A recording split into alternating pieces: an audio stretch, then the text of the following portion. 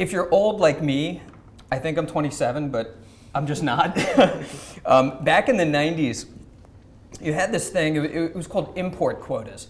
It was basically a measure that was lobbied for and put in place by Warren Buffett, who went ahead and bought Berkshire Hathaway, which was an apparel manufacturer. Then he bought Fruit of the Loom, and he had all these plants in North Carolina. So him and also Hanes Brands, owned by Sara Lee, same exact thing.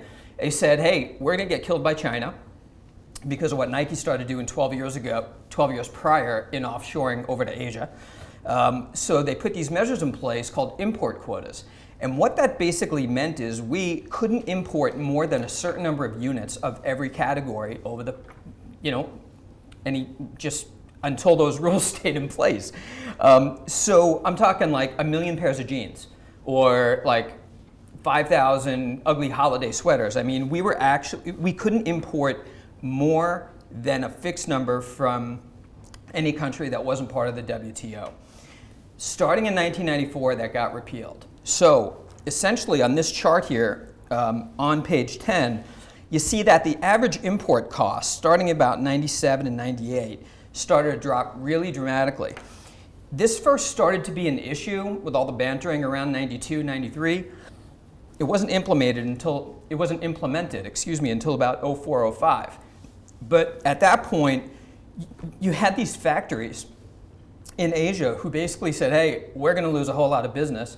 So they jockeyed and they formed long-term contracts with a lot of these retailers with their private label business and like the Jones Apparel Groups of the world, Kohl's, Penny's, horrible companies that just got very, very low costs that were locked in over a long time period. So that's why you don't see China's share of our apparel imports go from troughed at about 8% up to 39 over a decade. Until 8 years after we saw the cost come down. So I know I'm spending a whole lot of time on this, but it really matters. And I didn't mark this slide appropriately, I think, but if you start in about 1995 and you go to about 2005, 6, there's that time period. I don't know if I'll call it the golden, I don't know what age I'll call it. But that right there, that was why marginal brands and retailers could exist. That's when Kohl's started its big growth phase. That's when JCPenney was still adding a lot of stores. That's when Jones Apparel Group. That's when Liz Clay. It's like all these brands that shouldn't exist, they just existed because we drove unit trends up, we drove costs down, there was a whole lot of money, and they stayed in business and they grew when they shouldn't have.